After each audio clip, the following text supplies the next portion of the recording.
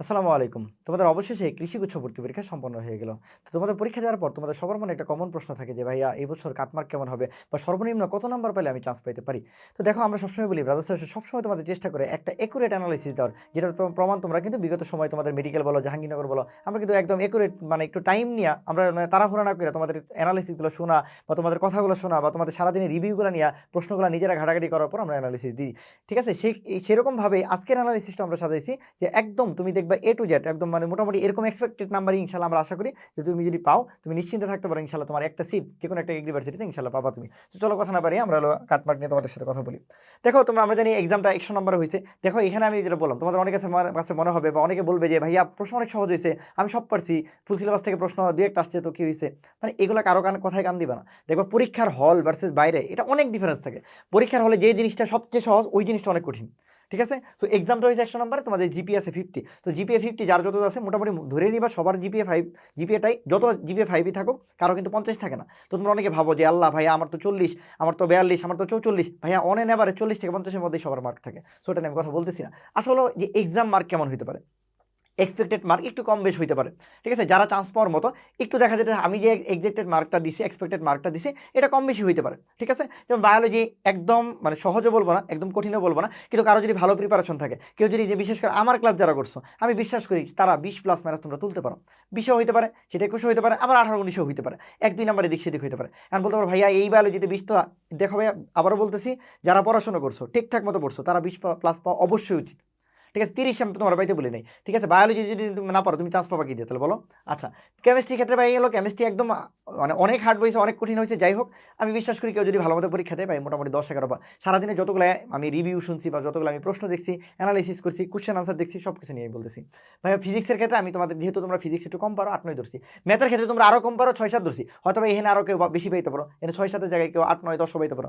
এখানে ৮-৯ এর জায়গায় হলো ১০-১১ পাইতে পারো। আবার ২-১ নাম্বার কমও পাইতে পারো। মানে এটা তোমার পারসন টু পারসন ভেরি করে। আমি একটা অন এন এভারেজ সারাদিনে আমার রিভিউ অনুসারে আমার কাছে মনে হয়েছে এরকম মার্ক করতে পারে।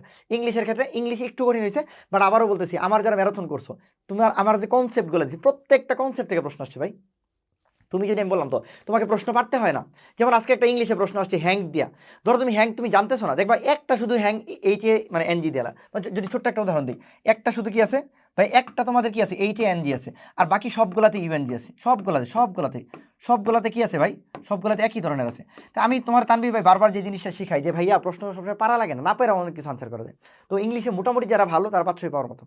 তো এরকম যদি আমরা অন এন এভারেজ এই মার্কটা ধরি তাহলে মোটামুটি আমাদের কাট মার্কটা দাঁড়ায় ভাই ৪৯ থেকে ৫৩ প্লাস মাইনাস। ৪৯ এর চেয়ে ১-২ কমও হইতে পারে। ৫৩ নিচেই হবে। ৫৩ প্লাস মাইনাস মানে ৫৩ প্লাস হবে না ইনশাআল্লাহ। তো আমার ধারণা মোটামুটি এবং জিপিএ তে যদি কারো মার্ক কি বলছি? মোটামুটি মোর অর লেস তুমি যদি ধরে রাখো তোমার জিপিএ মার্ক ৪০ প্লাস। তাহলে মোটামুটি ৪৯-৪০ মানে মোটামুটি ৮৯-৯০, ৯০ প্লাস মানে ৯০ থেকে ৯৫ এটা আমার এক্সপেক্টেড নাম্বার। এরকম নাম্বার যদি হয়, ঠিক আছে? ৯০ থেকে ৯৫ ঠিক আছে? ইনশাআল্লাহ তুমি কি পাবা? এগ্রি ভার্সিটিতে যেকোনো একটা ভার্সিটিতে ওয়েটিং থেকে হলে তুমি ইনশাআল্লাহ সিট পাবা। ইভেন এর চেয়ে কমও হইতে পারে।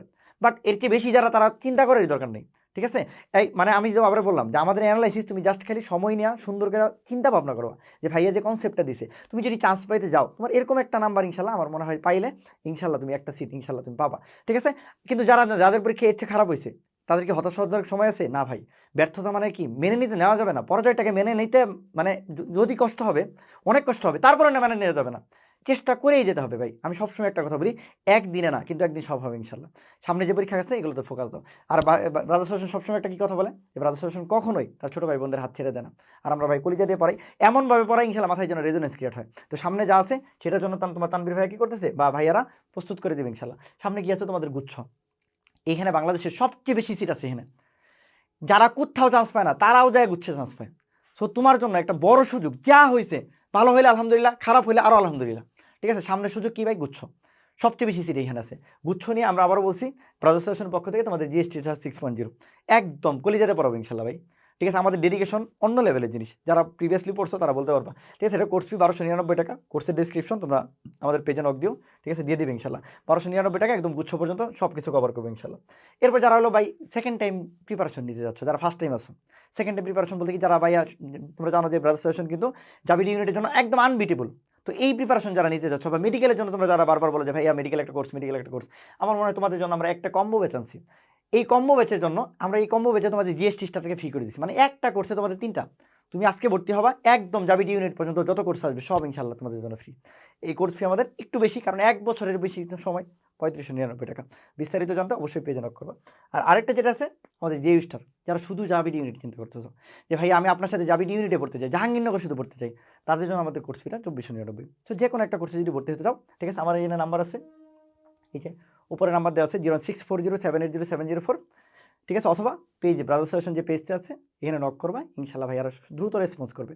আবারও বলতেছি, হতাশ হওয়া যাবে না, ঠিক আছে, ব্যর্থতাকে মেনে নেওয়া যাবে না, ঠিক আছে, সামনে আগে যেতে হবে, ইনশাল্লাহ অবশ্যই অবশ্যই বিজয় দেখা হবে, দেখা হবে বিজয়।